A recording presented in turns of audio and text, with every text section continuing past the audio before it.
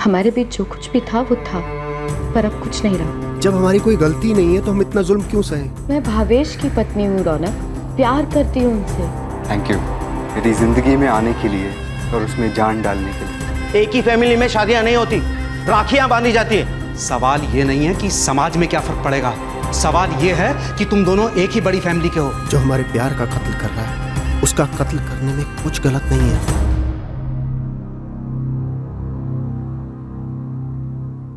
खुशी एक अजीब एहसास है। कभी लगता है कि खुशी हमेशा हमारे बीचों बीच है और कभी दुविधा होती है कि नहीं वो कहीं और है। जब कोई इंसान इस कहीं और वाली खुशी की तरफ हाथ बढ़ाकर दौड़ता है तो उसके हाथ में जो असली खुशियां हैं वो बहुत पीछे छूट जाती हैं। और जब ये दौड़ जुर्म के रास्ते पर लगाई जाती है तब वो बस बर्बादी की अंधी गली में जाकर दम तोड़ती है। गुजरात के वापी शहर के खुशहाल वघानी परिवार में भी किसी को लग रहा था कि उसकी खुशी कहीं और है। पप्पा जी, नाश्तो रेडी छे।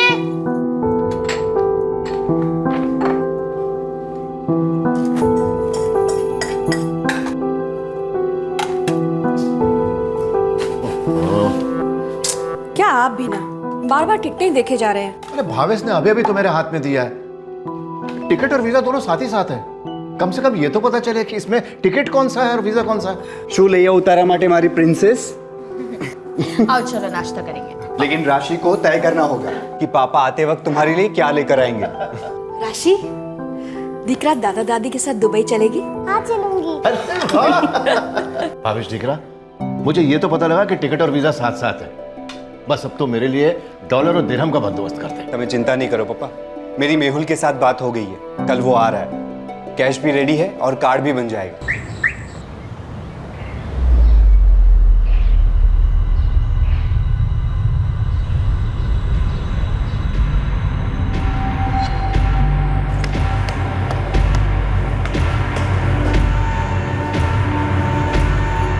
Hands up. Come on. Very good.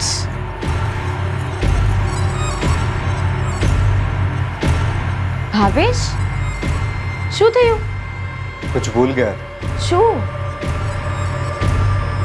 Mobile, purse, ગાડી की चाबी, कोई फाइल वाइल?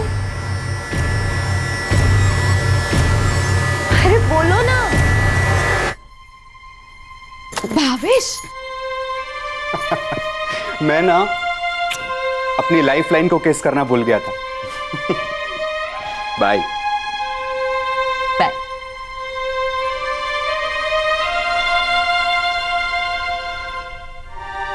मम्मी, मैं पापा की प्रिंसेस हूँ ना?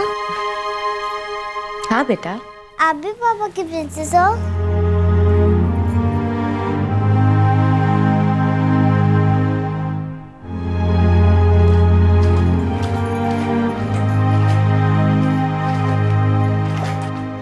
मुक्ति वघानी बाहर से बिल्कुल नॉर्मल लग रही थी, लेकिन उसके मन में कुछ चल रहा था। दरअसल साल 2016 की शुरुआत तक मुक्ति बहुत खुश थी, लेकिन फरवरी 2016 में उसके मन में एक कश्मकश शुरू हुई जब उसे एक मैसेज आया।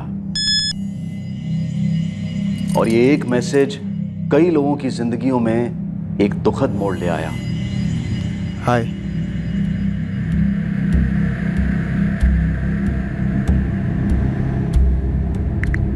रौनक, इतने सालों बाद केम छे तू?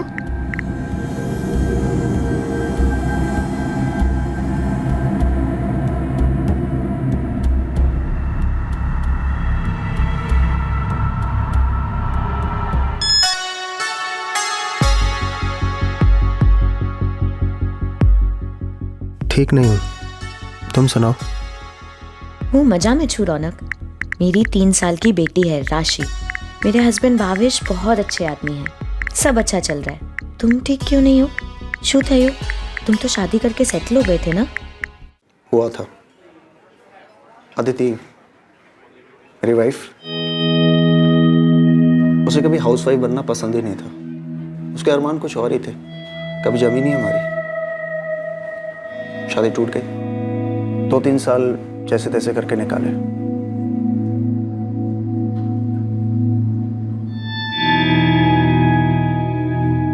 अभी 1 महीना पहले ही डिवोर्स हुआ है। I am sorry. सच में सॉरी हो। चल रे वादे, हस्बैंड कैसा है? बहुत प्यार करते हैं। मुझ में और राशि में तो उनकी जान बसती है। उनकी 2 प्रिंसेसेस। सर अच्छे। और बाकी घर वाले? बाकी घर वाले भी बहुत अच्छे हैं। शुरू में सासू माँ के साथ थोड़ी प्रॉब्लम होती थी, पर भावेश ने किसी की तरफदारी नहीं की और धीरे धीरे सब कुछ ठीक कर दिया। मतलब अच्छा आदमी है? बहुत अच्छे।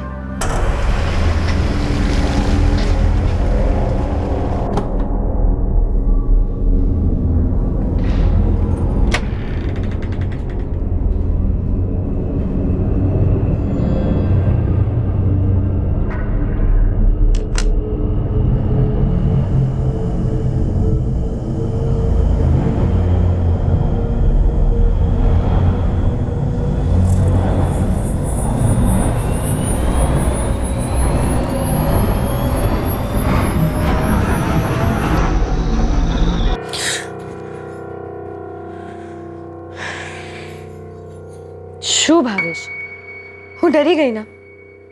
ऐसे छुपे छुपा आने की क्या जरूरत थी? एक्चुअली वही तो इरादा था, अपनी पत्नी के साथ चोरी छुपे अफेयर करने का। आप पागल हो गए क्या? चलना अफेयर करते हैं, किसी को पता नहीं चलना चाहिए। ठीक है, लेकिन एक बात बताओ, आप कभी ऐसा कर पाओगे कि आप किसी से अफेयर करो और किसी को पता भी ना चले? मैं कर पाऊंगा ना, लेकिन पहली औरत और दूसरी औरत सिर्फ तुम होगी तो कर पाऊंगा। भावेश और मेरे बीच में नाखुश रहने की कोई वजह ही नहीं है। बहुत अच्छा है। तुम्हें अपनी जिंदगी में एक बहुत अच्छा लाइफ पार्टनर मिल गया। मैं नहीं ढूंढ पाया, कभी तुम्हें भुला ही नहीं पाया, लेकिन तुम्हारे बाद कोई जमी नहीं। तुम्हारे जैसी बात ही नहीं थी किसी में। कितना आसान होता है ना तुम्हारी जैसी खूबसूरत लड़कियों के लिए ऐसा। ऑप्शंस की कमी नहीं होती ना। कैसी बातें कर रहे हो रौनक? मेरे लिए भी आसान नहीं था। लग नहीं रहा है मुक्ति, तुम कितनी खुश हो, मजे में हो, और तुम वो मुक्ति नहीं हो जिसे मैं दिलो जान से चाहता था, जो मुझे प्यार करती थी, जो मुझे पहली बार उस शादी में मिली थी। अच्छा सरस, बस जल्दी चलो ना, खांड भी खत्म हो जाएगी।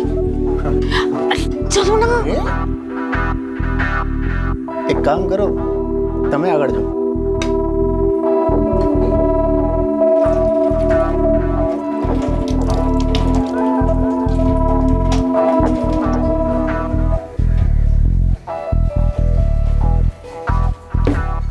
अरे आपने आइसक्रीम खाई क्या? क्यों? नहीं, मुझे पता चला है कि वो खत्म होने वाली है। कैसी है? अच्छी है। तुम्हें आइसक्रीम पसंद नहीं है? बहुत पसंद है, पर क्या हुआ ना, जब मैं आइसक्रीम लेने के लिए काउंटर पे गया ना, तो उसने बोला कि आखिरी स्कूप बचा था, और वो भी यहाँ। रौनक राठौड़ कोई शराफत से अपना इंट्रोडक्शन दे रहा है तो रिटर्न इंट्रोडक्शन बनता है ना? नहीं बनता, क्योंकि अगर मैं अभी रिटर्न इंट्रोडक्शन दूंगी तो तुम शराफत से मेरा फोन नंबर मांगोगे, फिर रोज सुबह गुड मॉर्निंग विश, फिर उसके बाद क्यूट पिक्चर्स, फिर जोक्स, मैसेजेस, और फिर उसके बाद परेशान करना शुरू कर दोगे। मुक्ति, एक बार बाहर मिले। मुक्ति, कॉफी पिए। मुक्ति, कहीं बाहर। मुक्ति, मुक्ति जाला। मुक्ति, मुक्ति, मुझे तुम्हारे बिना कुछ जमता ही नहीं है यार। खुश नहीं रह पाता हूँ मैं।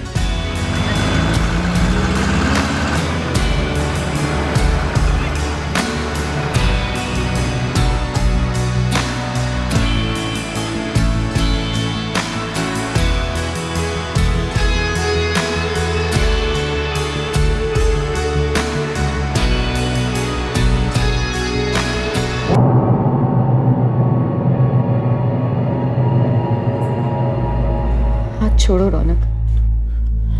रौनक, ये गलत है। हमारे बीच जो कुछ भी था वो था, पर अब कुछ नहीं रहा। मुक्ति, हमारी वजह से नहीं रहा, तुम तो जानती हो। कम से कम मेरी वजह से तो नहीं। अब सच यही है, और सच बदल नहीं सकता। बिल्कुल बदल सकता है। एक बड़े सच के लिए एक झूठ बदल सकता है, और सबसे बड़ा सच यही है कि मैं तुम्हें जिंदगी भर प्यार करता रहूंगा, और झूठ ये कि तुम मुझे भुला चुकी हो। मैं भावेश की पत्नी हूँ रौनक, प्यार करती हूँ उनसे। जिससे तुम शादी नहीं करना चाहती थी, जबरदस्ती की गई थी ना शादी उससे तुम्हारी। पप्पा, मैं भावेश क्या किसी भी और लड़के से शादी नहीं करूंगी। मैं रौनक से प्यार करती हूँ और रौनक से ही शादी करूंगी। मुक्ति, रौनक से तुम्हारा लगन हो ही नहीं सकता। बेटा, मैं नहीं कहता कि तुम अगर उसे पसंद करती हो तो तुम्हारी कोई गलती है, लेकिन हम अगर मना कर रहे हैं तो हम भी गलत नहीं है। ये अब कैसी बातें कर रहे हैं पापा? इतने सालों में ना मैं मुक्ति से मिला ना उसकी फैमिली से। आज जब हम अचानक अजनबियों की तरह मिले, प्यार हो गया, हमें लगन करना चाहते हैं, तो आप दोनों कह रहे हैं कि हमारी फैमिलीज के बीच में रिश्तेदारी है। रिश्तेदारी है तभी तो कह रहे हैं ना बेटा। हकीकत ये है कि मुक्ति के पापा तुम्हारे पापा के चचेरे भाई है, तो उनकी बेटी तुम्हारी चचेरी बहन हुई। पप्पा, इतनी दूर का रिश्ता है, आप खुद नहीं समझा पा रहे तो लोगों को क्या समझाएंगे? क्या फर्क पड़ता है? सवाल ये नहीं है कि समाज में क्या फर्क पड़ेगा, सवाल ये है कि तुम दोनों एक ही बड़ी फैमिली के हो। पापा, शादी के बाद भी हम इसी बड़ी फैमिली का हिस्सा रहेंगे, कहीं भागे नहीं जा रहे हम लोग। एक ही फैमिली में शादियां नहीं होती, राखियां बांधी जाती है। पापा, अगर मुक्ति आपके सगे भाई या बहन की बेटी होती ना, या मम्मी के सगे भाई या बहन की बेटी होती तो मेरी बहन होती, या फिर आपके फर्स्ट कजन की भी लड़की होती तो भी मेरी बहन होती, लेकिन वो तो आपके थर्ड कजन की भी थर्ड कजन की बेटी है। ये कैसे रिश्तेदारी है? गोत्र बहुत दूर तक फैला होता है, ये 4-6 फैमिली तक सीमित नहीं होता। एक गोत्र में कभी भी शादी नहीं की जाती है। तुमने और रौनक ने भाग भाग के कुछ कर लिया, मुंबई, दिल्ली, लंदन, अमेरिका में बस गए, तुम दोनों तो मजे में रहोगे। पर यहां दोनों फैमिली की जिंदगी नरक हो जाएगी। बेटा, धकेलना चाहती हो हमें नरक में? भावेश ना सिर्फ पढ़ा लिखा और सेटल्ड है, बल्कि वो तुमसे बहुत प्यार करता है। अदिति मुझे भी बहुत पसंद है और स्मार्ट भी है। तुम दोनों की जोड़ी बहुत अच्छी लगेगी। बोलो मुक्ति, तुम अब भी मुझसे प्यार करती हो ना? मैं जानता हूं कि तुम अब भी मुझे याद करती हो, मेरे बारे में सोचकर रोती हो। प्लीज मुक्ति, मेरी तरफ एक बार देखो और सच बोलो।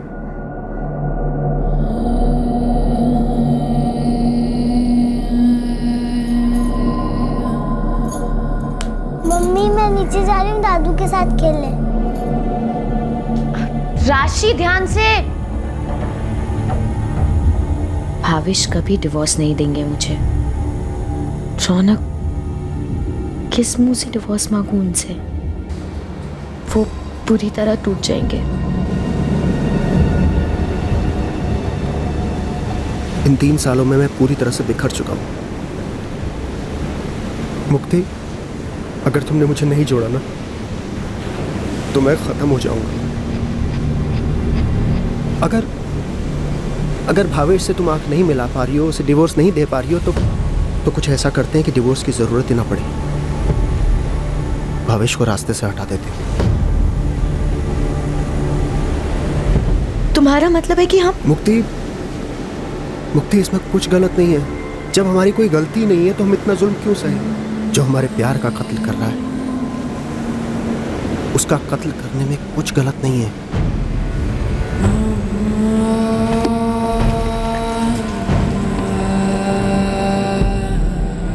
राशि, बेटा तेरी बहुत याद आएगी। हम ना तुझे वहां से रोज फोन करेंगे, ठीक है? हमारा माथे बुर्ज खलीफा लेता हो जो। बेटा वो तो मेल है, उसे मैं कैसे भूल सकता हूँ? पप्पा, मम्मी, अपने निकलिए। दुबई से पहले मुंबई जाना है, और मुंबई वापी ट्रैफिक का कोई भरोसा नहीं है। अच्छा बेटा, बाय।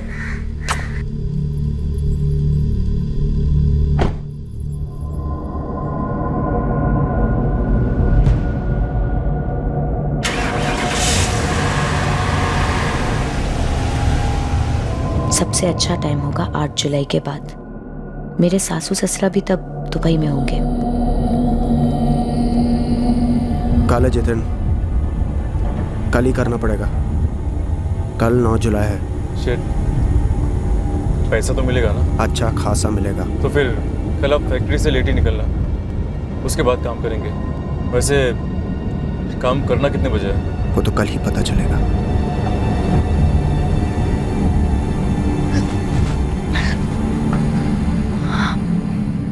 राशि सो रही है और मम्मी पापा भी दुबई पहुंच गए। क्या तुम्हें नहीं लगता कि हमें भी कहीं सैर पे जाना चाहिए? ना बाबा, राशि उठ गई तो रोएगी, मुझे ढूंढेगी। कल कहीं बाहर चले? जैसा तुम बोलो वैसा।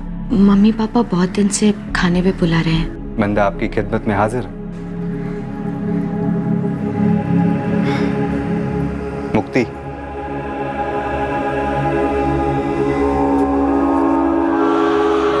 Thank you. शेना माटे मेरी जिंदगी में आने के लिए और उसमें जान डालने के लिए।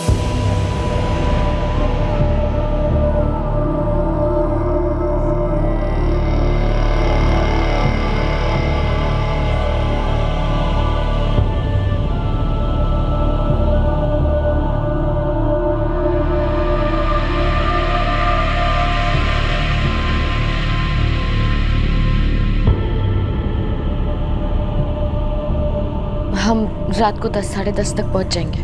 सब कुछ प्लान हो चुका है। ये आखिरी रात होगी जब हम दोनों एक दूसरे से अलग हैं, और आज के बाद भावेश हमारे बीच में नहीं रहेगा।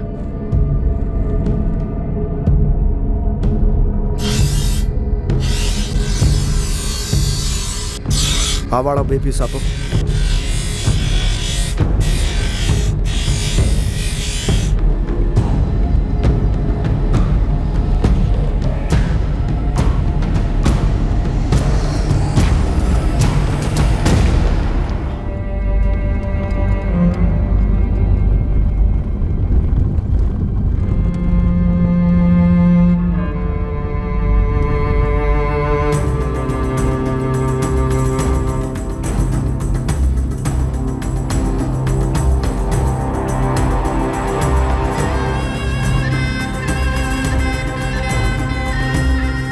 અમે નીકળી ગયા છે।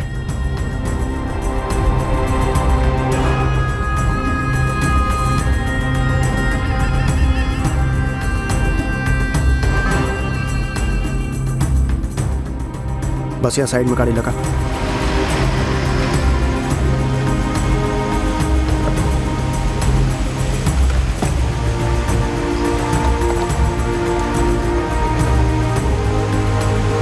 अब यहाँ से आगे रिक्शा में चलेंगे।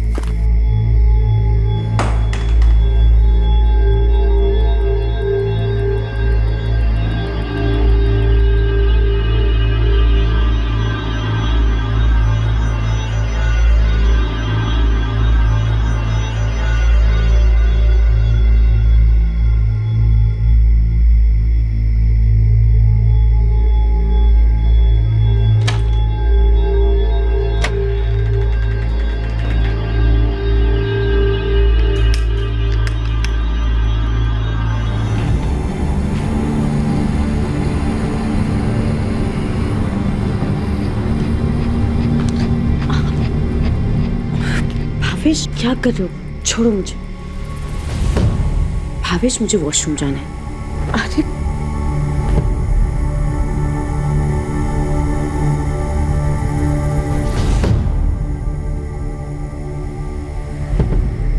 भावेश अर्जेंट है, प्लीज छोड़ो। छोड़ो।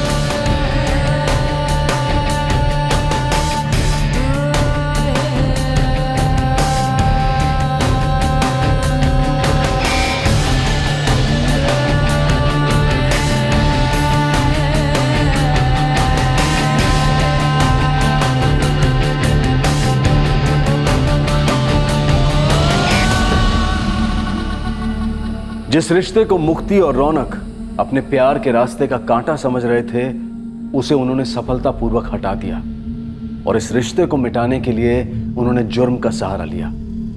और हर जुर्म के साथ आती है जुर्म को छुपाने की कोशिश।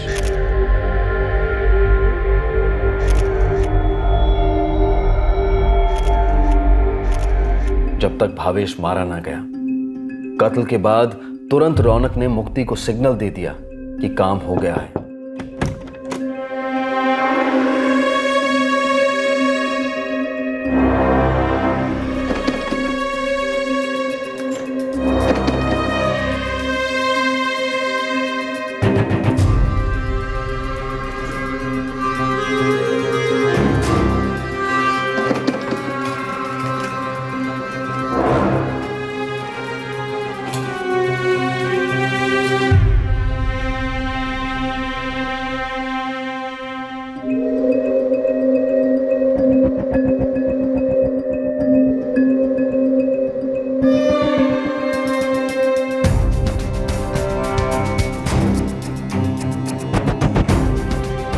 मुक्ति ने भावेश की कार की चाबियां रौनक के हवाले कर दी और वो वहां से जितेन के साथ तुरंत भाग निकला।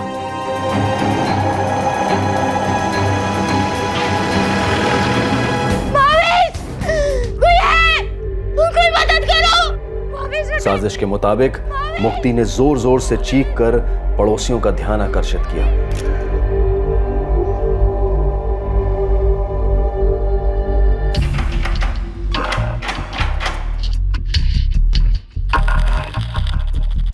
भावेश के पास कार है मिस्त्री, जो इस वक्त यहाँ नहीं है। सर घर लूट लिया सर, पूरा उथल पुथल, लेकिन फोर्स एंट्री का एक भी निशान नहीं है सर। मुक्ति के माँ बाप तो पहुँच गए, पर भावेश के माँ बाप? सर भावेश के माँ बाप दुबई में, वो कल ही गए थे।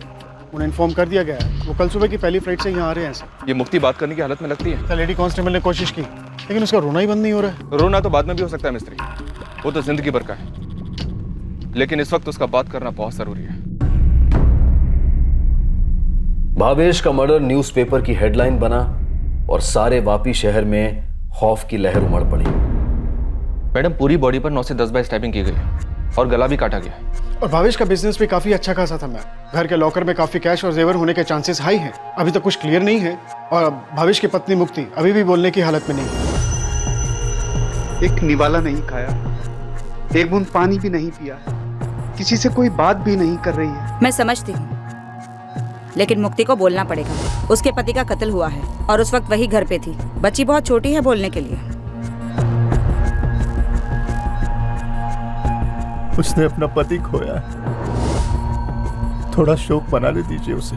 मैं समझ सकती हूँ दिनेश भाई, लेकिन सोचिए, अगर हमसे देर हुई तो कातिल भाग खड़ा हो जाएगा और फिर उसे पकड़ने में बहुत वक्त लगेगा। हम लोग मम्मी के घर डिनर के लिए गए थे।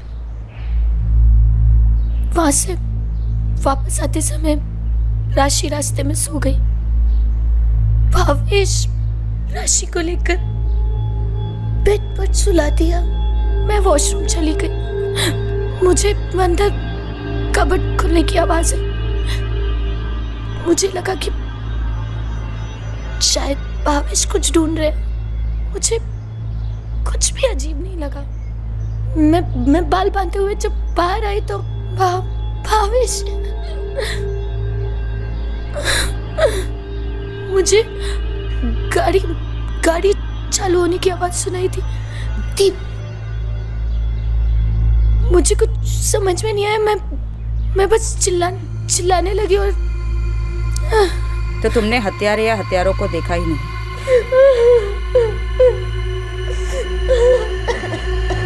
मैडम,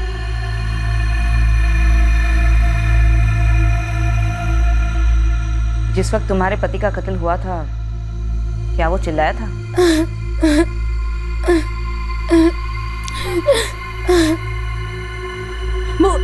मुक्ति, मुक्ति, हे मुक्ति बेटा, आगे खोल बेटा। हे मैडम, शिवम, शिवम। हाँ माँ।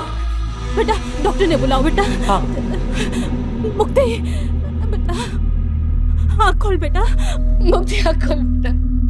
मैडम, कॉलोनी के गेट के पास एक बंगलो है जिसमें सीसीटीवी लगा है।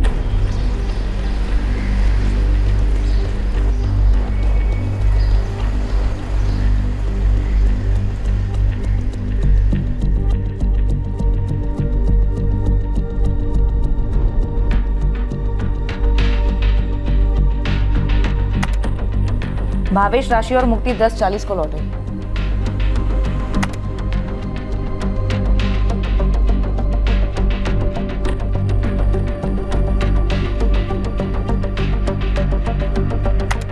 ये दोनों हमारे सस्पेक्ट्स हो सकते हैं।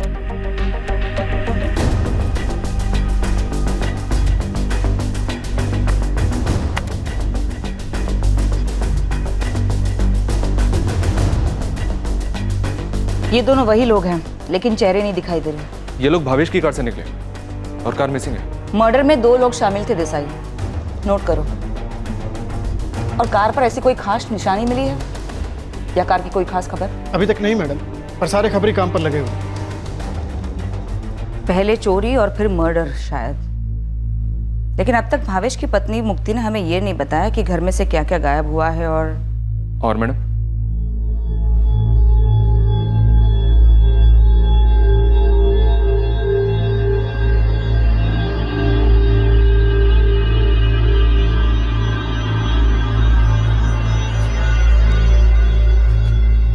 मुक्ति बेटा, कुछ चाहिए?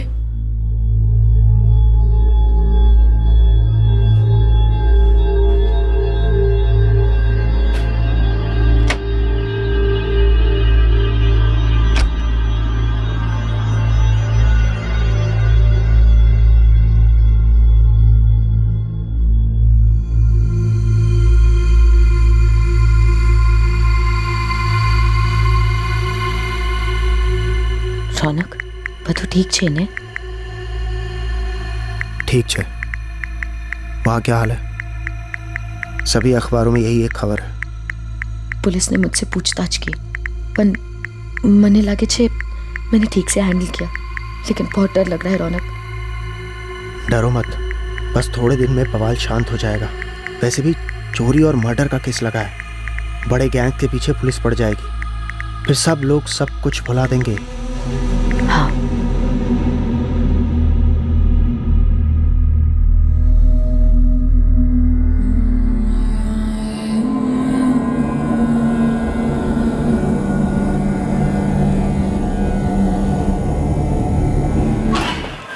मैडम, कार मिल गई है। कहाँ? एक खबरी का फोन आया था, उसने बताया कि कार मुंबई हाईवे के पास छोड़ दी गई है।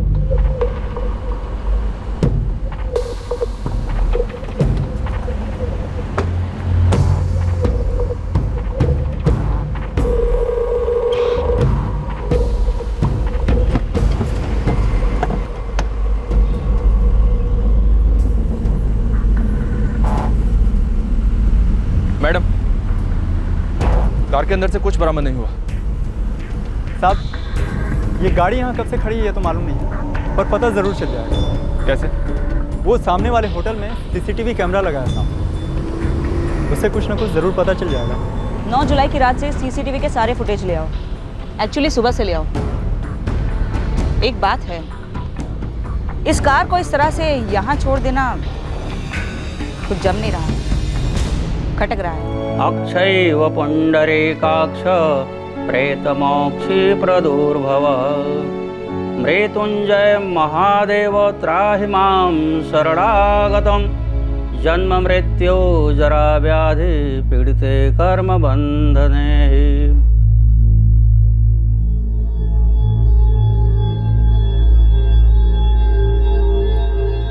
मुक्ति अब की बार मजाल है किसी की जो हमें रोक सके। तुम विधवा हो जाओगी और मैं डिवोर्सी। हम कहेंगे तकदीर ने हमें फिर से मिला दिया। इस बार कोई इंटरफेयर नहीं कर पाएगा। काश रौनक, हमने पहले बगावत की होती। काश हम पहले किसी के दबाव में ना आए होते, तो आज ये सब ना करना पड़ता। जो हो गया सो हो गया मुक्ति, हम उसे बदल तो नहीं सकते, लेकिन हम अपना फ्यूचर खुद लिखेंगे। और हमारा फ्यूचर पता है क्या होगा? हम एक साथ खुश रहेंगे।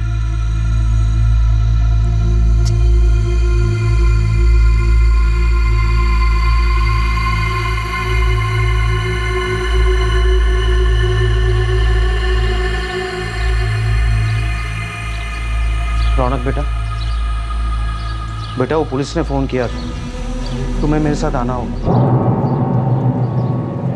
पुलिस?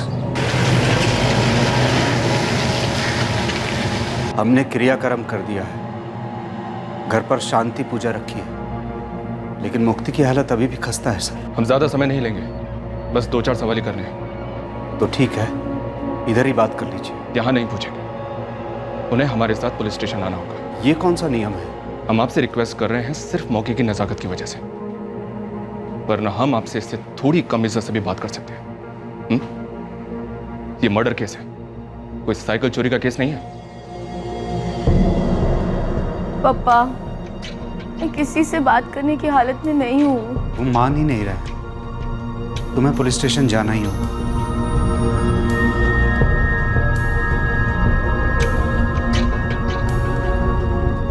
लॉकर में टोटल 2 लाख के जेवर थे और 5 लाख कैश।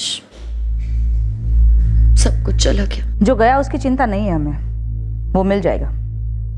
जो नहीं गया उसकी चिंता है। ये तुम्हारे पति की अंगूठी, मार्केट से कीमत निकाली हमने, लगभग 3 लाख की होगी। 2 हत्यारे थे, दोनों में से किसी ने भी इसे नहीं चुराया। क्यों? मुझे कुछ नहीं पता। एक तो मेरे पति चले गए, ऊपर से मेरी बच्ची की हालत इतनी खराब है। आप लोगों को जो भी पूछना है आप एक बार पूछ चुके। ये सब जल्दी से खत्म कीजिए प्लीज। प्लीज मुझे मेरी बच्ची के पास जाने दीजिए। कॉलेज में थिएटर वेटर बहुत किया लगता है, कुछ ज्यादा ही कर लिया शायद। ओवर एक्टिंग कहते हैं इसे। तुझे क्या लगता है? तू भी औरत, मैं भी औरत, तो यहाँ पे कोई सास बहू का सीन होने वाला है? मार मार के खाल उतारूंगी तेरी, तब गुनाह कबूल करेगी क्या साली? ये ऑफिसर कल रात को तेरे घर आने वाला था तुझे गिरफ्तार करने के लिए, लेकिन हमारे कानून के हिसाब से औरतों को रात में गिरफ्तार नहीं करते, इसीलिए सुबह तक तेरा इंतजार करना पड़ा साली। और तुझे क्या लगा तेरी ये 2% की B ग्रेड की एक्टिंग से तू हम लोगों को पटा सकेगी? मैंने कुछ नहीं किया। एक आधे पट्टे के फटके से इतना जोर से चिल्लाई तू? तेरे पति भावेश के शरीर पे 8 से 9 वार हुए थे, चाकू से गला काटा गया था उसका। तुझे बाथरूम से कुछ भी नहीं सुनाई दिया। हत्यारों ने भावेश को मार दिया और तुझे और तेरी बेटी को बख्श दिया। इतनी कीमती हीरे की अंगूठी भी नहीं निकाली उन्होंने, और तुझे लगा कि तेरे रोने धोने के ये नाटक से हम तुझे ये सवाल कभी पूछेंगे ही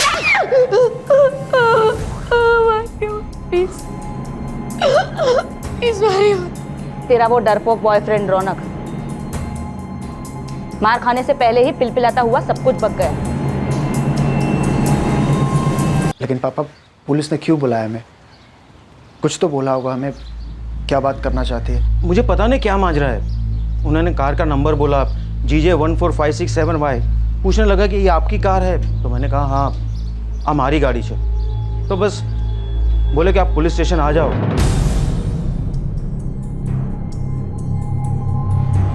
9 जुलाई की रात से CCTV के सारे फुटेज ले आओ। एक्चुअली सुबह से ले आओ।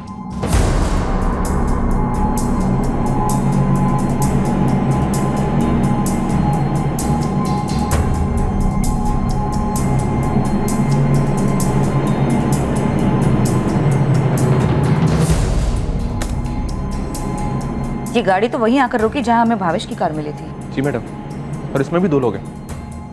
भावेश की कार कॉलोनी से रात को 11:05 पर निकली और ये जगह कॉलोनी से सिर्फ 15 मिनट की दूरी पर है।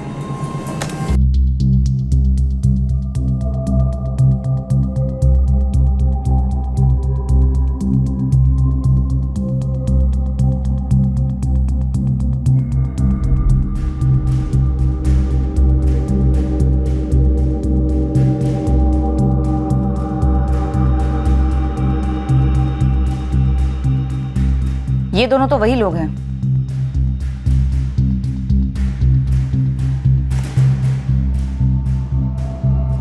GJ 14567Y। कमाल है, तो 3 लाख की अंगूठी छोड़ दी, ऊपर से इतनी पॉश गाड़ी भी। ब्लैक मार्केट में अगर इसकी कीमत निकालने जाए तो कम से कम 9-10 लाख की गाड़ी होगी। इस गाड़ी का नंबर नोट करो और अपने आरटीओ सॉफ्टवेयर में डालो, पता करो किसकी गाड़ी है ये।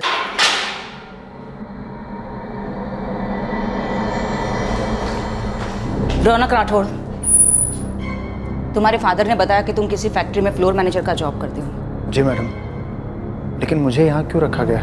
इस तरह से हम यहाँ मुजरिम को ही रखते हैं। मुजरिम? मैंने क्या किया मैडम? तुमने अकेले ने नहीं किया, तुमने और मुक्ति ने मिलकर किया है ना? मुक्ति को तो जानते हो ना तुम, तुम्हारी एक्स गर्लफ्रेंड, अदिति से पहले वाली और बाद वाली भी।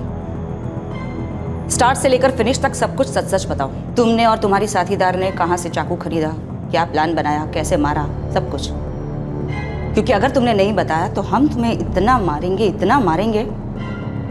जिंदगी भर का दर्द रह जाएगा, भयंकर दर्द। सब कुछ बक गया, वो एक थप्पड़ भी खाने को तैयार नहीं हुआ तेरा बॉयफ्रेंड तेरे लिए। चल देखते हैं तू उसके लिए कितना पिटने को तैयार है।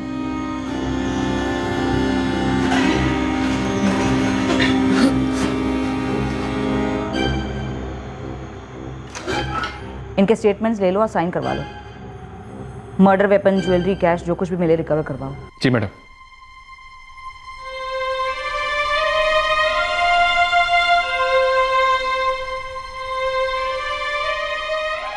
ये तूने क्या किया मुक्ति? क्यों? किसी के खून को सियाही बनाकर अपनी तकदीर लिखने चला था मूर्ख। और हमारे संस्कार क्या इतने कमजोर थे कि तुम्हारी सोच इतनी गंदी हो गई? रौनक, मार डाला तूने हमें। भावेश कहाँ कम पड़ गया था मुक्ति?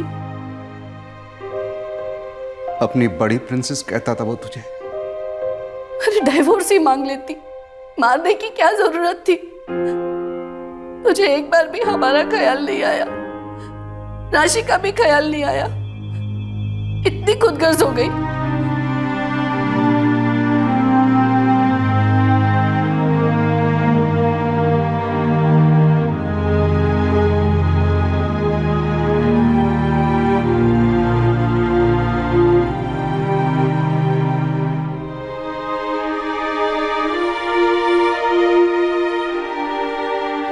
मुक्ति, अब की बार मजाल है किसी की जो हमें रोक सके। तुम विधवा हो जाओगी और मैं डिवोर्सी। हम कहेंगे तकदीर ने हमें फिर से मिला दिया। इस बार कोई इंटरफेयर नहीं कर पाएगा।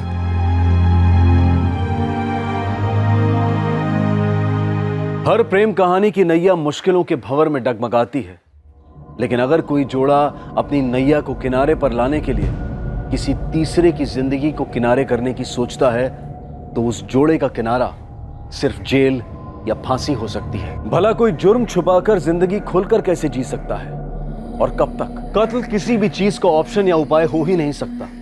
डिवोर्स कितना भी दर्दनाक हो, लेकिन है तो एक कानूनी उपाय। भावेश से मुक्ति ने एक बार पूछकर तो देखा होता। बेशक गर्मा गर्मी हाई ड्रामा होता, लेकिन बंदे को पता तो चलता कि वो दो प्रेमियों के बीच में आ रहा है। और शायद समझदारी से भावेश किनारे हो लेता, अपनी जिंदगी अलग बना लेता। नहीं स्वामी, ये डील बाद में नहीं हो सकती। मैं 2 दिन और कारवार में रह लूंगा, लेकिन हम ये ऑर्डर लेकर रहेंगे। तुम मेरे लिए होटल बुक करो, मैं पहुंच रहा हूं, मिलते हैं। मैं जल्दी में हूं, बहुत जल्दी में। मुझे लगता है मैं जितना कमाता हूं वो कम है, क्योंकि मेरी फैमिली की कोई जरूरत कभी अधूरी नहीं रहनी चाहिए।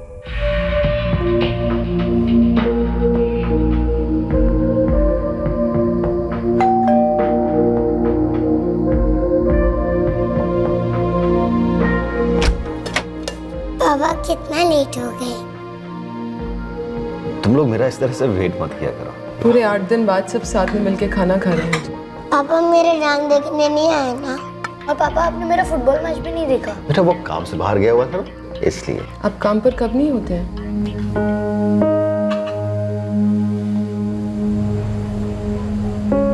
बोलो प्रणीता, क्या जरूरी बात करनी थी तुम्हें? बच्चों को आपकी जरूरत है महेंद्र जी। तो उनकी जरूरत को पूरा करने के लिए तो इतना हाथ पैर मार रहा हूँ। पूरे 90 लाख का ऑर्डर लाया हूँ कारवार से। महेंद्र जी, कुछ ज़रूरतें ऐसी भी होती है जो 90 करोड़ रुपए भी पूरे नहीं कर सकती। जैसे कि समय की ज़रूरत, प्यार की ज़रूरत। जब बच्चे बड़े हो जाएंगे ना प्रणीता, तो देखना बहुत प्यार से याद करेंगे मुझे। इतना बना जाऊंगा उनके लिए। और मैं क्या याद करूंगी? हाँ स्वामी बोलो। हाँ बात कर सकते। अरे वाह बेंगलुरु का ऑर्डर मिल गया। तो उनसे कहो पहली फ्लाइट से मैं सुबह पहुंच रहा हूँ। मेरा सब्र अब खत्म होता जा रहा है। ये अकेलापन मैं बर्दाश्त नहीं कर सकती।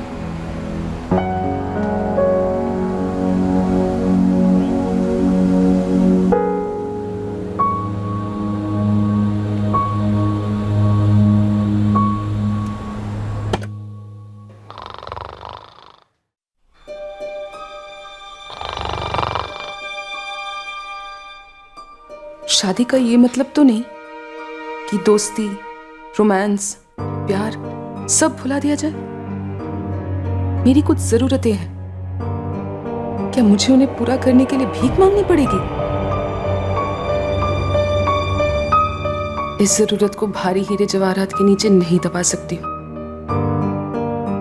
और ना ही इसे अपनी ममता में घोलकर मिटा सकती हूँ और ना ही टीवी सीरियल देखकर भुला सकती हूँ।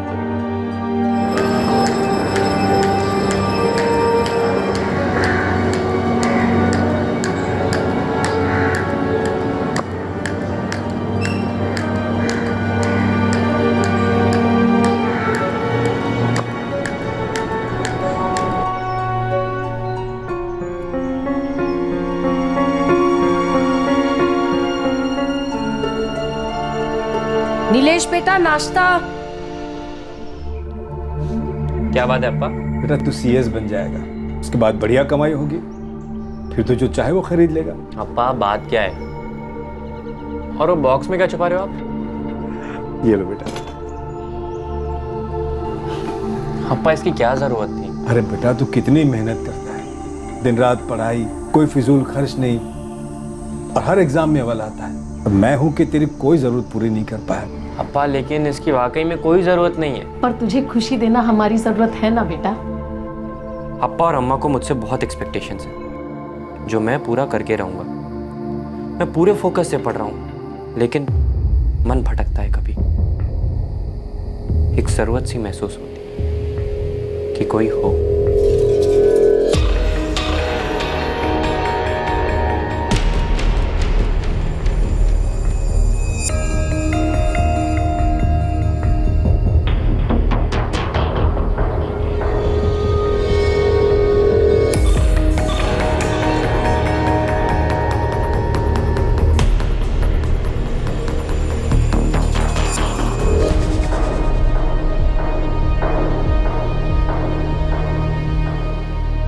हर इंसान अपनी जरूरत पूरी करने के लिए उस एक सीढ़ी की तलाश में रहता है। हमारी आज की कहानी में एक उभरता बिजनेसमैन महेंद्र रेड्डी तरक्की की सीढ़ी पर चढ़ता जा रहा था। वो दौलत के आसमान को अपनी मुट्ठी में करने की फिराक में था, पर उसकी तन्हा नेग्लेक्टेड पत्नी प्रणीता अपनी जरूरतों को तृप्त करने की वो सीढ़ी ढूंढ रही थी जो उसे पड़ोस के युवक नीलेश में दिखी। दूसरी तरफ नीलेश पढ़ाई और एक्सपेक्टेशन के तनाव से राहत पाने के लिए एक थरथराते एडवेंचर की सीढ़ी पर सवार हो गया।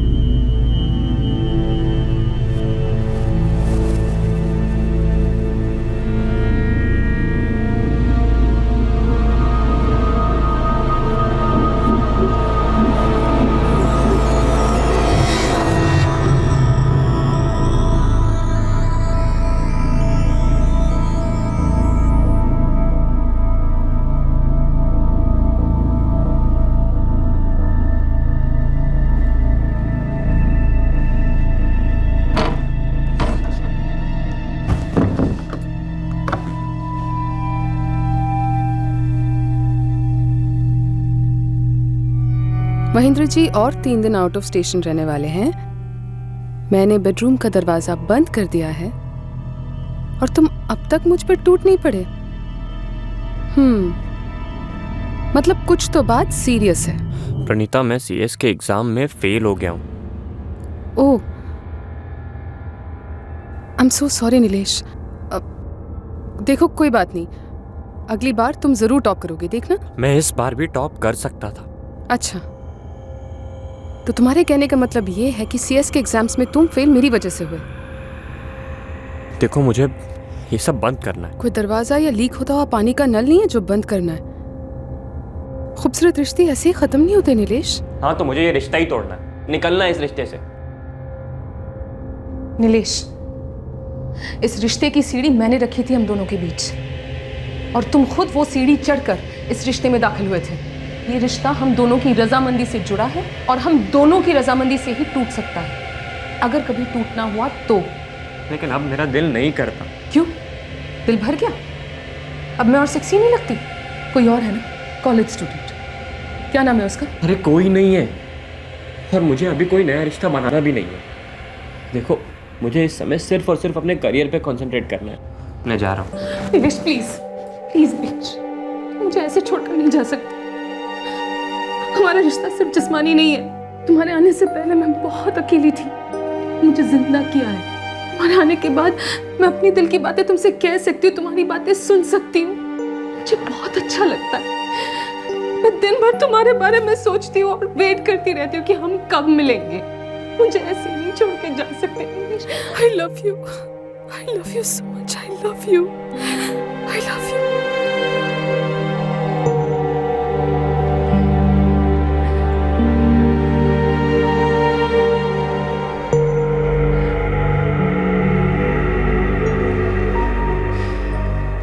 ये है मेरा वाला नीलेश।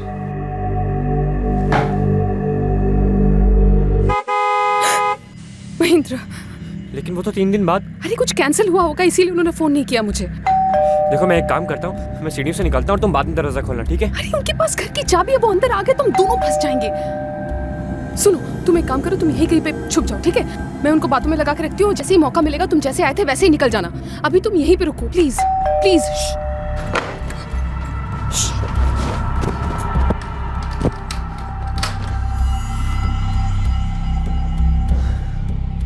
अरे विनय। नमस्ते प्रणीता आंटी। कैसा रहा सरप्राइज? हाँ बेटा।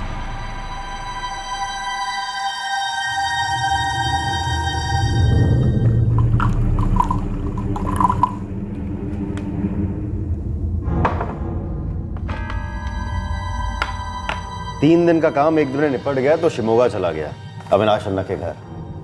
वहां से विनय को ले आया। अभी हमारे साथ ही रहेगा तो कोर्स वोर्स करेगा और वे काम में हाथ बटाएगा। वाह, ये तो बहुत अच्छी बात है। वो अम्मा ने ना कुछ मिठाइयाँ भेजी थी प्रभात और दिव्या के लिए। मैं जाकर उन्हें सरप्राइज करूं? हाँ बिल्कुल बिल्कुल।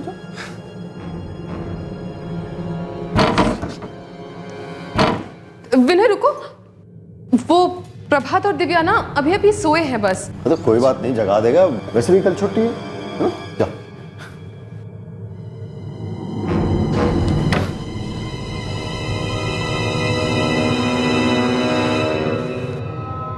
प्रणीता आंटी, वो दरवाजे में तो बाहर से कुंडी लगी हुई है। कुंडी लगी हुई? अरे हाँ, मैं भूल गई। वो दरअसल दोनों ना बहुत बदमाशी कर रहे थे तो दोनों को डांट के अंदर ही बंद कर दिया। विनय बेटा, कोई बात नहीं, आप दरवाजा खोलकर अंदर जा सकते हो।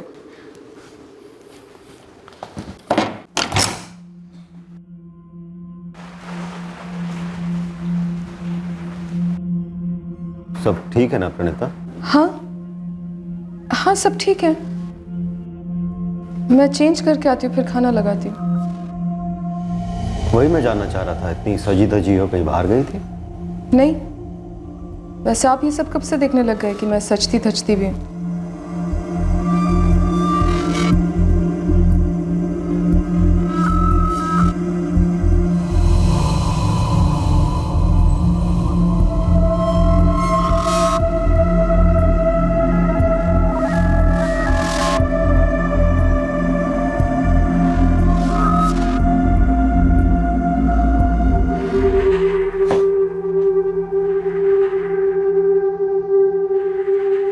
फंस गया मैं। करीब पाव किलो अदरक दे देना और 10 रुपए की मिर्ची डाल देना भैया। सेटल हो गए आप लोग? हाँ हाँ, बस हो ही रहे हैं। नमस्ते, मैं प्रणिता। नमस्ते। ये प्रभात और ये दिव्या। बेटा नमस्ते करो। नमस्ते। नमस्ते। मैं शिल्पा और ये मेरा बेटा नीलेश। हेलो। हेलो। आपके मिस्टर नहीं दिखते? दरअसल उनका मैन्युफैक्चरिंग का बिजनेस है, प्लास्टिक का सामान बनाते हैं वो, तो उनका ज़्यादातर बिजनेस ट्रिप्स पर बाहर ही रहना होता है। अच्छा अच्छा, तो आप बच्चों को लेकर घर आइए ना कभी। जी कई बार सोचा तो है कि बच्चों को लेकर सबसे मिला दूँ, लेकिन ये होते नहीं है ना, तो थोड़ा सा अजीब लगता है। अरे इसमें अजीब कैसा? अच्छा, कल नीलेश का जन्मदिन है, मैंने बाकी पड़ोसियों को भी घर बुलाया है। आपको भी सोच रही थी बुलाने की, अब आप यहाँ मिल गए तो इसे ही इनविटेशन समझो। प्लीज कल आना बच्चों को लेकर। केक होगा? आयु प्रभात, ऐसे थोड़ी बात करते किसी से। जी, केक नहीं होगा तो फिर कैसा जन्मदिन? आपको कौन सा फ्लेवर पसंद है? चॉकलेट। और आपको? पाइनएप्पल। ठीक है, हम दोनों फ्लेवर्स मंगा के रखेंगे।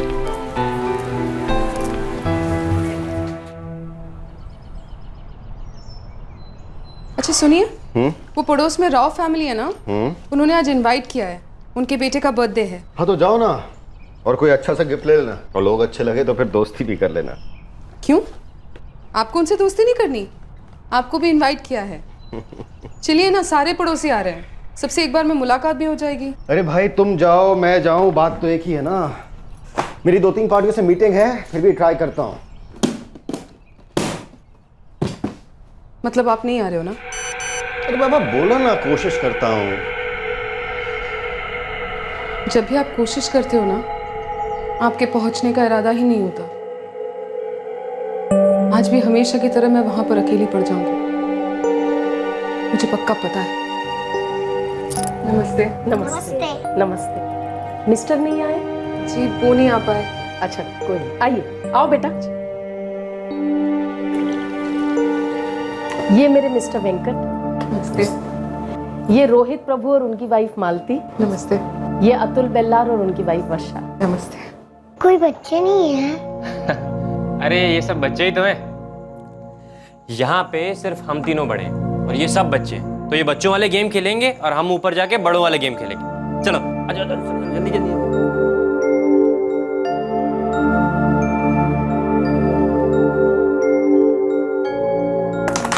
वेरी गुड नीलेश अन्ना। अरे वाह, क्वीन ले ली, क्या बात। अच्छा प्रभात दिव्या चलो नीचे, केक आ गया है।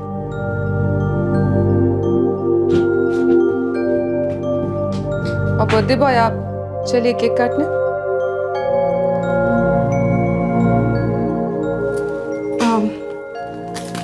बर्थडे बॉय के लिए एक छोटा सा गिफ्ट लाइए। अरे प्रणिता जी आप शर्मिंदा कर रही हैं। तुम्हें अच्छा लगेगा, चॉकलेट है। ओह, मैं जाके दिव्या और प्रभात के साथ शेयर करता हूँ। अरे नहीं नहीं, डार्क चॉकलेट है, बड़ों के लिए। तुम बड़े हो ना?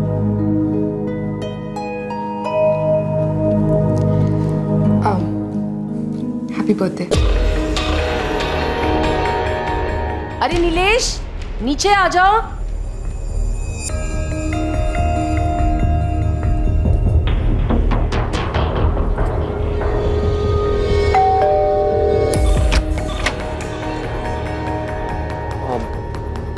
अम्मा ने भेजा।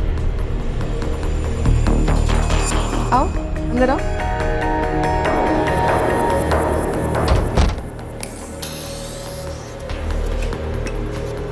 महेंद्र जी का है? वही है जहां उन्हें इस वक्त होना चाहिए, ऑफिस में। और दिव्या और प्रभात? वो दोनों भी वही हैं जहां पे बच्चों को इस वक्त होना चाहिए, स्कूल में। अरे हाँ। बर्थडे के गिफ्ट के लिए थैंक्स। अरे वो तो बच्चों वाला गिफ्ट था, तुम्हारा गिफ्ट तो अंदर रखा हुआ है। चलो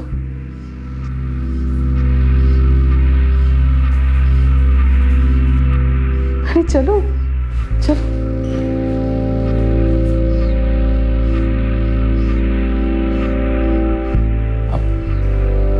गिफ्ट कहाँ है मेरा? पहले आंखें बंद करो।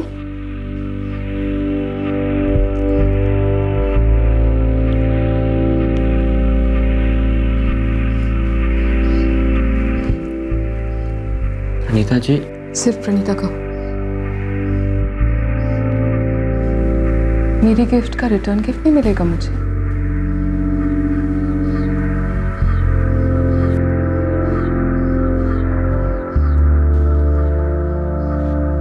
मुझसे आंखें बंद करने को नहीं कहोगे? लो, खुद ही बंद कर देती हूँ।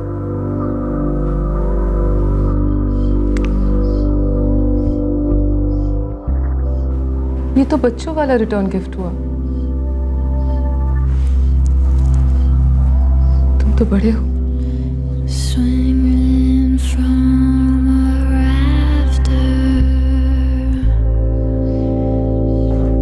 upside down, the floor looks good. मुझे चलना चाहिए प्रणीता। फिर कब आओगे? लोग देखेंगे तो क्या कहेंगे? हाँ जी, तुम ठहरे अच्छे लड़के कॉलोनी के और मैं एक बुरी औरत। नहीं, तुम अच्छी हो। कितनी? बहुत। तो चलो ठीक है, आज रात को मैं अपने टेरेस से तुम्हारे टेरेस तक एक सीढ़ी डाल दूंगी। तुम मुझे आके बता देना कि मैं कितनी अच्छी हूँ। मैं सीढ़ी से आऊँ? इतना भी नहीं कर सकते? कर सकता हूँ। 44567898। प्लीज मुझे अभी एक मिस्ड कॉल कर दो। तो किस नाम से सेव करूं मैं मेरे सीक्रेट बॉयफ्रेंड का नंबर? प्रणीता और नीलेश के बीच में एक जबरदस्त अफेयर शुरू हुआ, जिसकी नींव थी जिस्मानी जरूरत। पर कोई भी अफेयर सिर्फ जिस्मानी जरूरत तक तो सीमित रहता नहीं। मुझे ऐसे नहीं छोड़ के जा सकते नीलेश। I love you. कहाँ फंस गया मैं? और ना ही कोई खुफिया रिश्ता कभी गुप्त रह पाता है। अफेयर के तनाव से उठता धुआं दुनिया को हल्की सी बू तो देता ही है।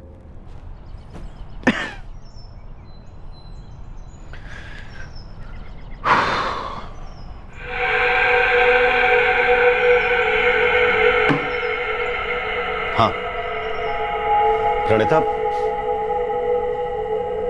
अपसेट क्यों? क्यों? अपसेट होने जैसा कुछ हुआ है क्या? प्रणीता, वो मैं विनय को अपने साथ ले आया, तुम्हें बताया नहीं, तुमसे पूछा नहीं। अब मैंने उसे कह दिया था ना, तो फिर अन्ना के सामने पूछना ठीक नहीं लगता है। मैं विनय के यहाँ रहने से बिल्कुल अपसेट नहीं। हाँ, कभी आपके ना रहने की वजह से अपसेट हुआ करती थी, अब नहीं। क्यों? अब ऐसा क्या हो गया? पता नहीं।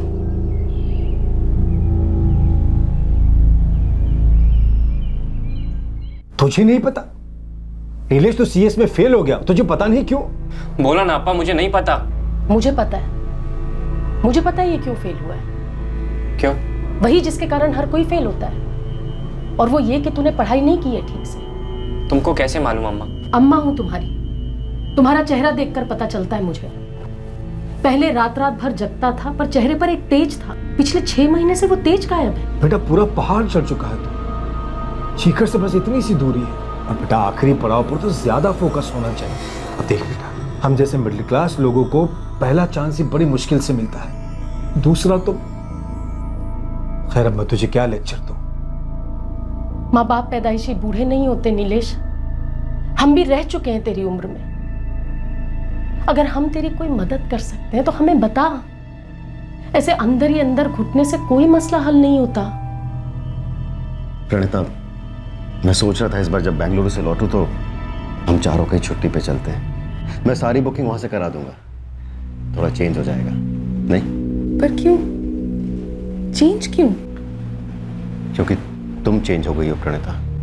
लेकिन मैं तो आपको इतने सालों से देख रही हूँ, आप तो बिल्कुल चेंज नहीं हुए। खैर, इस वक्त आपको एयरपोर्ट पर होना चाहिए।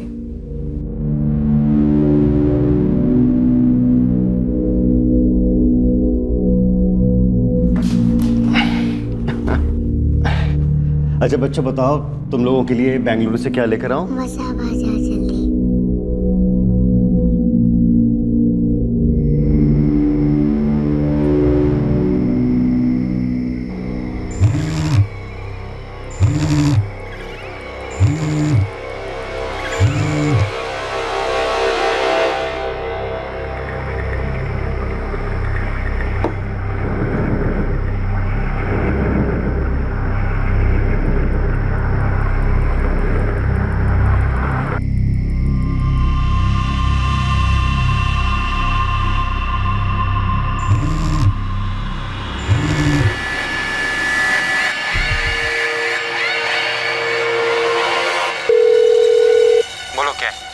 वहाँ जाओ, शांति से बात करते हैं। मैंने कहा ना मुझे नहीं आना। ठीक है, तुम्हें नहीं आना ना, मत आओ। मैं एक काम करती हूँ, मैं वहाँ जाती हूँ और तुम्हारे अम्मा अप्पा से सब कुछ सच सच बता देती हूँ। नीलेश, मैं मजाक नहीं कर रही और मैं ऐसा अभी करूँगी। नहीं नहीं नहीं, तुम ऐसा मत करो, मैं आता हूँ, लेकिन थोड़ा लेट। कितना लेट? 2 या 3 बजे। 2 बजे आने से पहले फ़ोन करना। अगर 2 बजे तुम यहाँ नहीं पहुँचे ना, तो 2:05 को मैं वहाँ पहुँच जाऊँगी तुम्हारे घर।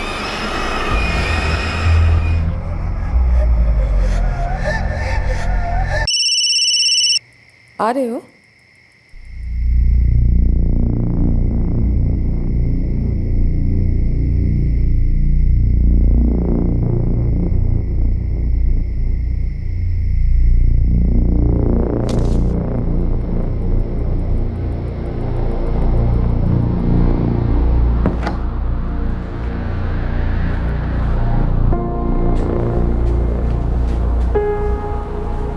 मैं जानती थी तुम आओगे, धमकी की वजह से नहीं, प्यार की वजह से। हाँ, वो प्यार जो हम दोनों ने किया था, जिससे मैं भाग नहीं सकता।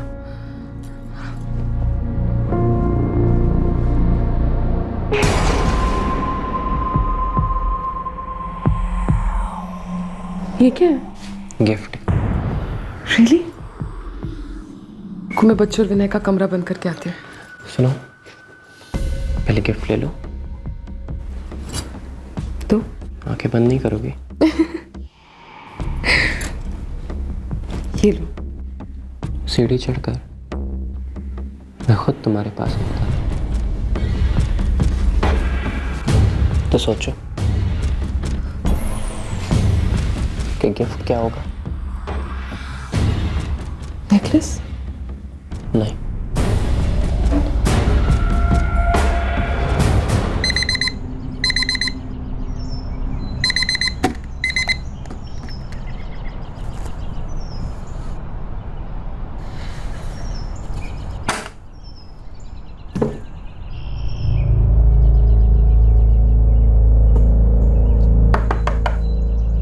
प्रणीता आंटी, प्रभात, दिव्या,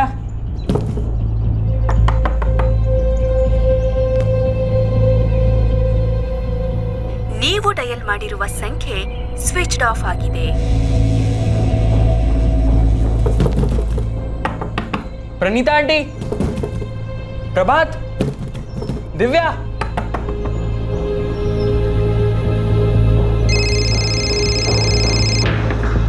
हाँ विनय। अंकल कुछ गड़बड़ है। क्या हुआ विनय?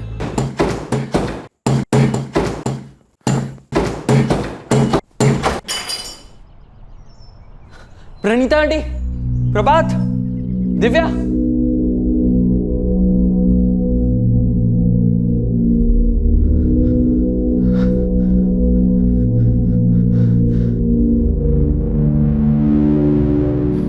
प्रभात, दिव्या, प्रभात, दिव्या, प्रभात, दिव्या, प्रभात।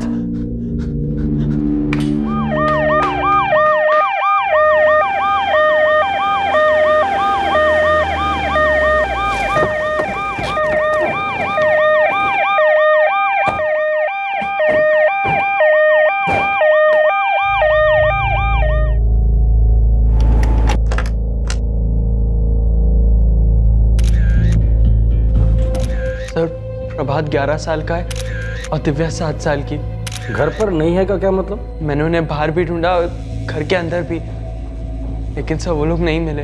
रात को भी तुमने कोई आवाज नहीं सुनी? नहीं सर, बिल्कुल नहीं। बेल बजी थी, कोई आया था? नहीं सर, मैं तो 1 बजे तक जाग रहा था, कोई बेल नहीं बजी, उसके बाद भी नहीं बजी थी। सर अगर बेल बजती तो मैं उठ जाता। घर में फोर्स एंट्री का कोई भी निशान नहीं है। विक्टिम के रूम में किसी भी चीज़ को छुआ तक नहीं गया। कैश गहने जैसे थे वैसे ही है, सिर्फ विक्टिम का मोबाइल फ़ोन गायब। तुम्हारी आंटी प्रणीता के पास मोबाइल था? Yes sir. और तुम्हारे चाचा महेंद्र, वो करते क्या है? सब बिजनेस है। नंबर बोलो उनका। सर 1 मिनट, मैंने उन्हें फ़ोन करके इन्फॉर्म कर दिया है, वो बस आते ही होंगे।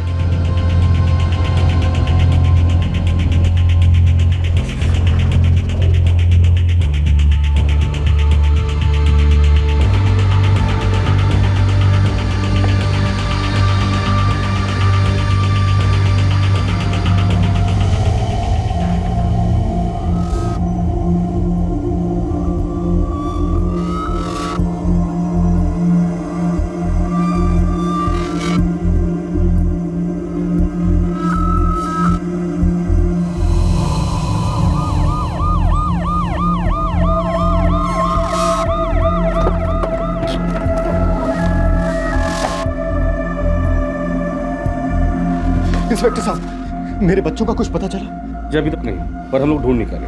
मेरी वाइफ अंदर है? बॉडी अभी अभी पोस्टमार्टम के लिए भेज दी। किसने किया सर? तो आप ही बता सकते हैं। आपको किसी पर शक है? कोई दुश्मन, धमकी, बिजनेस में या पर्सनल लाइफ में? जी नहीं सर, मुझे तो ये समझ में नहीं आ रहा कोई मेरी प्रणिता को क्यों मारेगा। मेरे बच्चे सर, प्लीज मेरे बच्चों को ढूंढिए। कल रात को आप में से किसी ने कुछ देखा या सुना हो? नहीं सर, मैं ऊपर के ही कमरे में सोता। अगर कुछ आवाज होती तो मुझे मालूम पड़ता। ये रेड्डी फैमिली कैसे लोग हैं? नए नए रहने आए हैं सर, साल भी नहीं हुआ। सुना है काफी पैसे वाला आदमी ये रेड्डी। प्रणिता बहुत अच्छी औरत थी, बच्चे भी बहुत प्यारे हैं, प्रभात और दिव्या। वो तो ठीक है ना? गायब है। इस महेंद्र की किसी के साथ कोई दुश्मनी है क्या? वो तो नहीं मालूम सर, लेकिन पैसे वाली पार्टी है। हो सकता है किसी ने पैसों के लिए किडनैप किया। वो जो सीढ़ी है? हाँ सर, उनकी है। क्या हुआ? काफी लंबी है, वहां से यहाँ तक आ सकती है। कभी ध्यान नहीं दिया सर। मेरे बच्चे का पता नहीं अंकल। पता नहीं मतलब रात में इतना कुछ हो गया, तुमने बेटा कुछ भी नहीं सुना? इस विनय ने रात को कुछ सुना नहीं और इसकी जान भी बख्श दी गई। कहने को 17-18 साल का है, लेकिन होने को तो कुछ भी हो सकता है। एक काम करो, उसका एज प्रूफ ले लो। अगर 18 साल का तो गाड़ी में बिठा, आगे की पूछताछ पुलिस स्टेशन में करते। 444 88 3622। तुम्हारा और कोई नंबर है? नहीं सर। तुम महेंद्र रेड्डी के सगे बड़े भाई के लड़के हो? जी सर। करते क्या हो? मणिपाल में पॉलीमर्स का डिप्लोमा कर रहा हूँ और साथ में अंकल की बिजनेस में हेल्प भी। विनय, एक बात समझ में नहीं आई। तुम घर पर थे, कोई तुम्हारे घर में आया, जबरदस्ती नहीं घुसा था, एक मर्डर किया, 2 बच्चों को गायब किया और तुमने कुछ भी नहीं सुना? सर सच में नहीं सुना मैंने। वो तो मैं सुबह उठा तो पता चला कि मेरे दरवाजे की कुंडी बाहर से बंद थी। ये तो तुम कह रहे हो कि बाहर से कुंडी बंद थी। वो तो मैंने तोड़ी थी। तो तोड़ने का नाटक भी तो किया जा सकता है।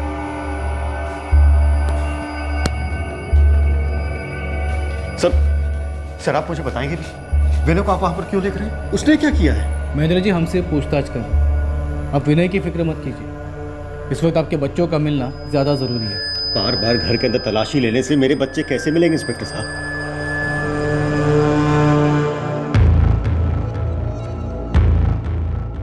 ये बॉक्स बेड है?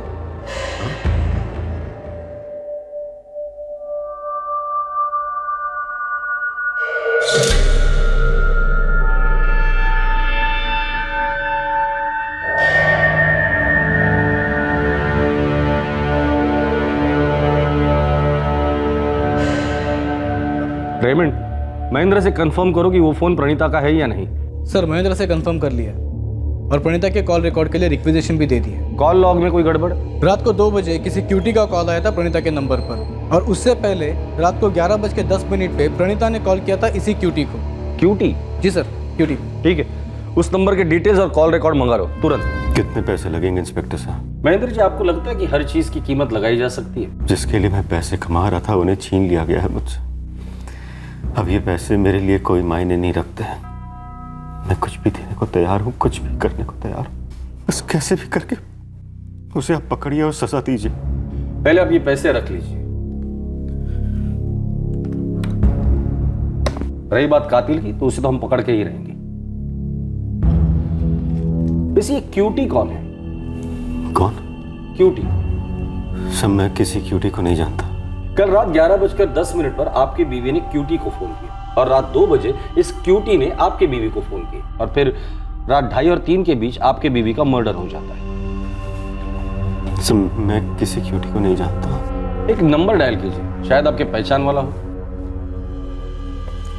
444-23-8698।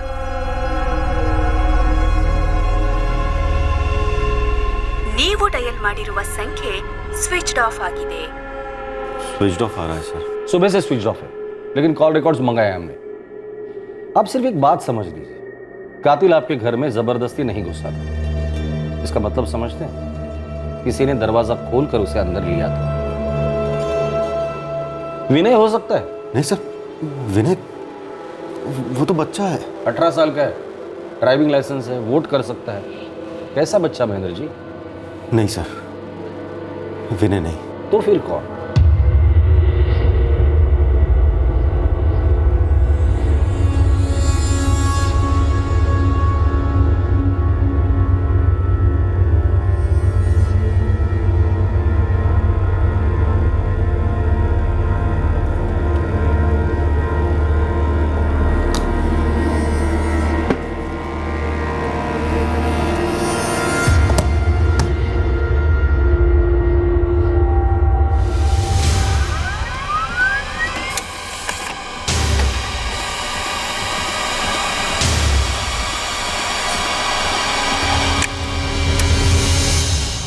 सर कॉल रिकॉर्ड महेंद्र विनय के कॉल रिकॉर्ड में कोई खोट नहीं है। और प्रणीता? सर प्रणीता जिस क्यूटी से रात को 11:10 पे और रात को 2 बजे बात कर रही थी, वो इस नंबर से पिछले 1 साल से लगातार बात करते आ रही है।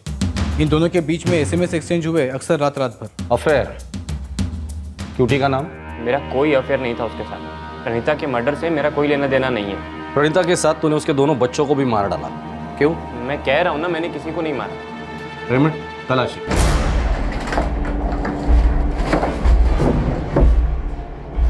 बेटा ये सब क्या हो रहा है? जो भी है सच बोल दे बेटा।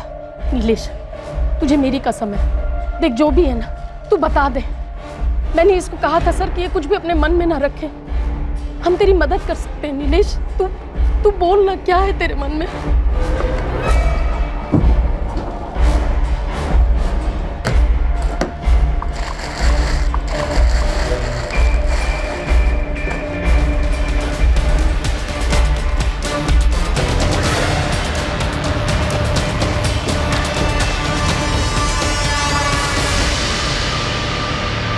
वो मुझे ब्लैकमेल कर रही थी। मुझे अफेयर कंटिन्यू नहीं करना था। मेरी पढ़ाई खराब हो रही थी सर। मुझे उसके साथ रहना भी पसंद नहीं था, लेकिन वो मुझे जाने नहीं दे रही थी। मैं एक काम करती हूँ, मैं वहां जाती हूँ और तुम्हारे अम्मा अप्पा से सब कुछ सच सच बता देती हूँ। समझ नहीं आ रहा था क्या करूं। दिमाग घूम रहा था, डर के मारे हाथ पैर ठंडे पड़ रहे थे। फिर अचानक से एक मायूस ख्याल आया कि प्रणीता मेरा पीछा कभी नहीं छोड़ेगी।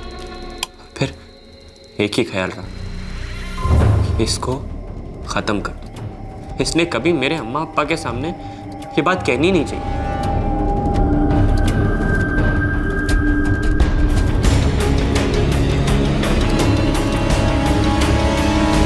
ये रात के 2:30 और 3 के बीच हुआ होगा जब तुमने प्रणीता का गला काटा। जी। प्रणीता को मारने के बाद लगभग 1 घंटे तक तुम वहां क्या कर रहे थे? बहुत पछतावा हो रहा था कि मुझे ऐसा नहीं करना चाहिए था। और इसी पछतावे में तुमने उन 2 बच्चों को भी मार डाला। क्यों? उन्होंने तो तुम्हें कोई धमकी भी नहीं दी थी। मैं उनको नहीं मारना चाहता था। मम्मी दरवाजा खोलो ना, पेट दर्द कर रहा। मैं डर गया था सर। मुझे लगा अगर दिव्या ने प्रभात और विनय को जगा दिया तो मैं फंस जाऊंगा।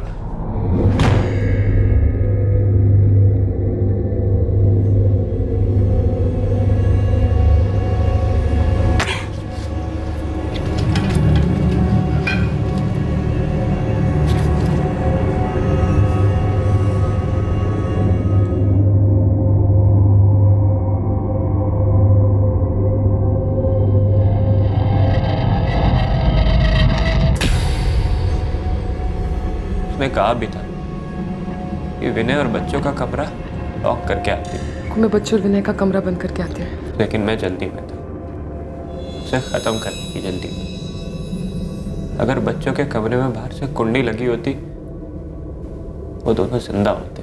तूने ये क्यों नहीं सोचा अगर अपनी अम्मा की बात सुनी होती तो आज प्रणीता भी जिंदा होती? तेरी माँ ने तुझसे कहा था कि अगर कुछ बात है तो बता, घुट मत। सुननी चाहिए थी, लेकिन अब पछता के क्या फायदा। रत्ती भर भी पछतावा नहीं हुआ है तुझे नीलेश। अगर पछतावा हुआ होता ना तो 1 घंटा लाश के पास बैठ के रोने के बाद तो वो 2 मासूम बच्चों को नहीं मारता। अगर पछतावा हुआ होता ना अपने आप को सरेंडर करता, सजा के लिए तड़पता, ना ही बचाव के लिए। नहीं स्वामी, मुझे टेम्पो आज ही चाहिए। मैं यहाँ 1 दिन भी और नहीं रुकना चाहता।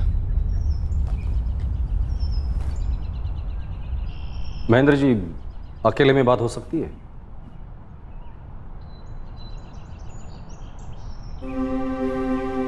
कब से चल रहा था फिर? नीलेश के मुताबिक 1 साल से। ये जरूर नीलेश ने स्टार्ट किया होगा। मेरी प्रणीता ऐसा नहीं कर सकती। नीलेश झूठ बोल रहा है। महेंद्र जी, लड़का सच बोल रहा है। दोनों के कॉल रिकॉर्ड से पता चलता कि इन दोनों के बीच रोज बातें होती थी। नीलेश ये रिश्ता तोड़ना चाहता था, पर आपकी बीवी ने मना किया।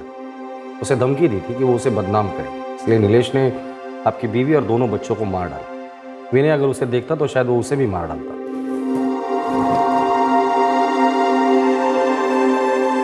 मैं मान ही नहीं सकता इंस्पेक्टर साहब कि मेरी प्रणीता ऐसा करेगी।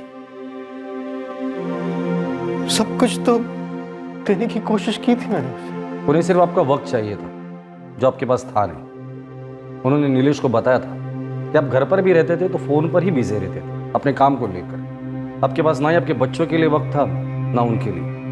महेंद्र जी, मैं सिर्फ यही बताने आया था, हम लोग चार्जशीट फाइल कर रहे हैं। तीनों हत्या की जिम्मेदारी नीलेश ने ली है और अपना जुर्म कबूल कर लिया है। फिर मैं अपना जुर्म कहाँ जाकर कबूल करूं सर? अपने परिवार को, अपनी पत्नी को नजरअंदाज करने का जुर्म, उसकी जरूरतों को ना समझने का जुर्म, कहाँ जाकर कबूलूं सर? किससे माफी मांगूं?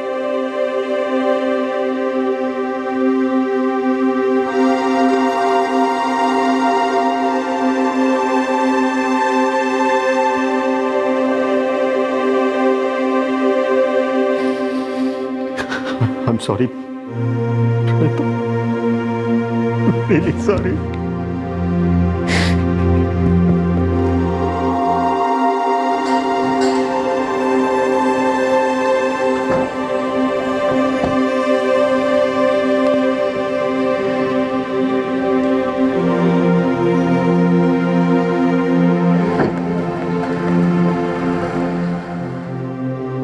नीलेश राव को आईपीसी की धारा 302 के तहत हत्या के लिए और धारा 201 के तहत जुर्म छुपाने के चार्जेस पर गिरफ्तार किया गया है। यह जरूरी नहीं है कि इंसान की हर जरूरत पूरी तरह से और ठीक उसी तरह से पूरी हो जिस तरह से इंसान समझता है। जरूरत थी कि महेंद्र अपनी एम्बिशंस की जरूरतों को थोड़ा काबू में रखता, थोड़ा कॉम्प्रोमाइज करता, ताकि वो अपनी पत्नी की जरूरतों पर ध्यान दे पाता। जरूरी था कि प्रणीता अपने पति महेंद्र से अपनी जरूरतों के बारे में बेहतर तरीके से कम्युनिकेट करती, बजाय इसके कि वो मायूस होकर अंदर ही अंदर घुटती रहती। साथ ही जरूरी था कि नीलेश अपने माता पिता से साफ साफ कम्युनिकेट करता कि वो बुरा फंसा है और उसे मदद की जरूरत है। इन तीनों में से अगर एक भी इंसान अपनी जरूरतों को सही वक्त पर कम्युनिकेट कर पाता तो शायद ये इतना भयंकर ट्रिपल मर्डर कांड टल जाता। फिर मुलाकात होगी अगले एपिसोड में जुर्म की एक और दस्तक के साथ। तब तक सुरक्षित रहें, सतर्क रहकर एक अच्छे नागरिक का फर्ज अदा करें और देखते रहें क्राइम पेट्रोल सतर्क। सबक एक को सीख हम सबको। जय हिंद। क्राइम पेट्रोल के और भी दिलचस्प कहानी देखने के लिए हमारे चैनल को सब्सक्राइब करें और बेल आइकॉन दबाना न भूलें।